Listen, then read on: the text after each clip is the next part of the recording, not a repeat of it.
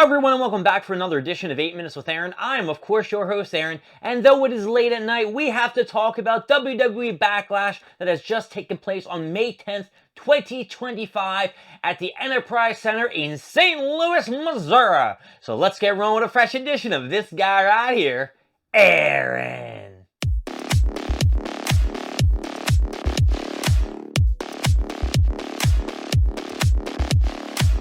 So before I start off with this 8 Minutes with Aaron, I want to thank and say to all the mothers out there, Happy Mother's Day. And to my mom, Michelle, Happy Mother's Day. And my grandma, Eleanor, Happy Mother's Day. I love you both. My Aunt Franny, I love you too. Aunt Mamie, I love you too. I love all the women in my family who are mothers and who are women as well. Anyway, back to the WWE wrestling and all.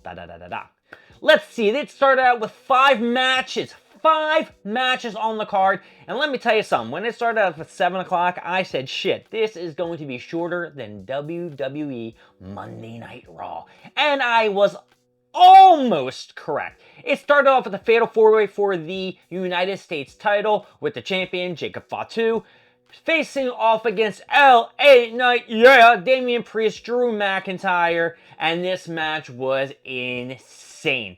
It went everywhere. Basically, Drew McIntyre and Damian Priest were fighting each other in and outside of the ring. They took themselves out of the match when Damian Priest gave a huge choke slam to Drew McIntyre off like this huge platform shit. Don't worry, he's fine. They're both fine.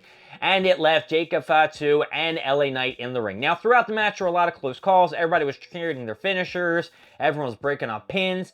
And when LA Knight was getting the heat on him and he was doing good and he was doing LA Knight with all the elbows, it was Solo Sikoa who came down to save his buddy Jacob Fatu, pulled him off the announcer's desk before he got another elbow.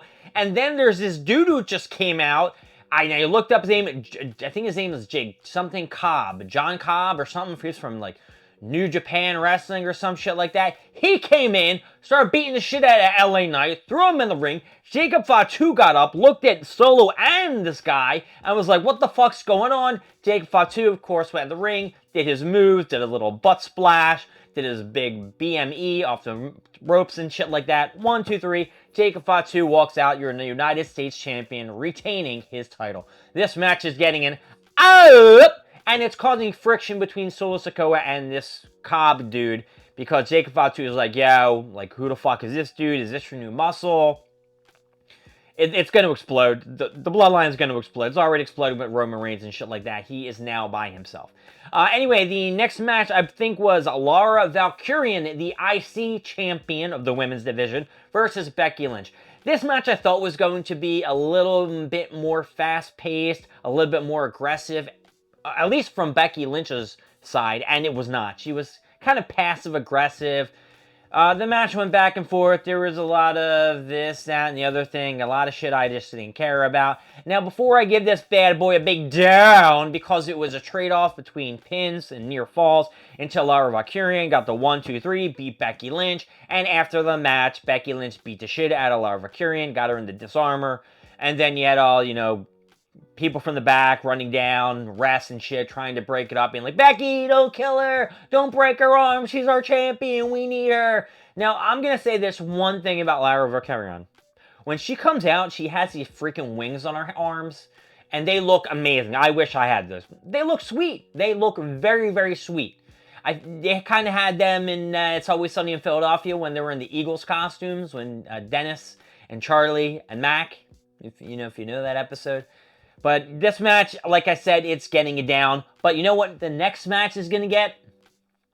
I'm going to tell you in advance. It's getting it up because we had our boy, Dominic Mysterio, our Intercontinental Champion, defending his title against Penta. This match was freaking sick. Penta's fantastic. Dom's just a great heel. And people are cheering for Dom even though he's the bad guy. But he's just such a good face character now. It's just great. Now, yeah, of course, you had Judgment Day, who did come down to the ring and tried to distract Penta, but Penta got the one up on them and did a flip over the referee and knocked, I think, Carlito and JD McDonough down. Finn Balor tried to get involved with a steel chair, but the ref saw him, was like, "Yo, what's going on?" A lot of hippity boppity boopity boops, flippity floppity flops, 619s. Dom's the best. Just great. It's just great.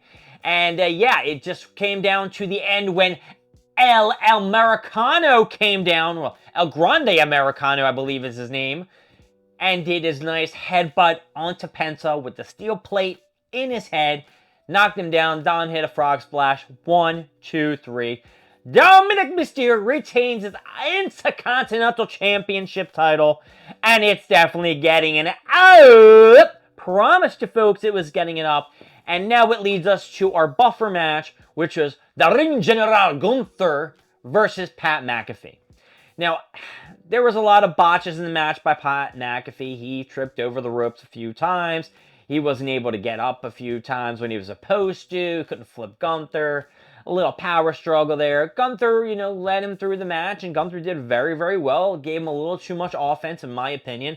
I think that Pat McAfee should have got his ass handed to him and shouldn't have really made Gunther sweat or anything like that. You had Michael Cole on the outside screaming and shit, trying to interfere a little bit like that. But of course, Gunther did choke Pat McAfee out, and he was beaten. And at the end of the match, Gunther basically was like, good job, you did aight, and gave him some respect. So I guess this is over, and Gunther will no longer beat the shit out of Michael Cole and Pat McAfee.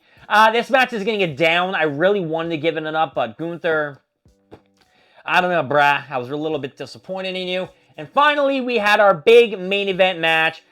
Randy Orton, the St. Louis, Missouri hero, versus John Cena, the undisputed champion. And as everybody knew, this match was slow as fudge. They were in and outside of the ring. There were a couple spots onto the table that didn't really break, so we want to call them table botches. Yeah. There was a couple attitude adjustments on the table by Randy Orton who hit them. There was a couple RKOs, a lot of kickouts, and then finally in the end of the match, we had our classic, I guess this is the John Cena way that things go nowadays, with the classic ref bumps. No referee to get the pin on John Cena, where Randy Orton, has him covered. You get up to the 10 count. Randy Orton should already be champion and shit like that. This is the crap that I don't like, because then it makes John Cena look incredibly, incredibly weak. When John Cena's not really that weak at all. He's strong. Even though he doesn't like the fans and he's trying to be like this jackass heel, he should still be able to, I don't know, show that he's freaking John Cena. He hasn't changed. He just changed his attitude. Make a long story short, John Cena did get the victory after he gave a nice low blow to Randy Orton and hit him with the title belt and pinned him. 1, 2, 3. John Cena's final match with Randy Orton. I'm going to give this an up because at the end, during the post Backlash scrim, John Cena came out and said, listen, everybody, I'm sorry. I'm going to talk to you guys and answer your questions. R-Truth, who actually interfered in the match to stop Randy Orton from punt kicking John Cena, came out, said, listen, I want to say thank you, you're my hero, and John Cena put him through a table. That is why Backlash is getting a big up from me. My name is Aaron, thank you for joining me with 8 Minutes with Aaron. I will see you next time. I'm going to go over more stuff, more things, and of course, more of me. I'll see y'all later, and happy Mother's Day. Bye-bye.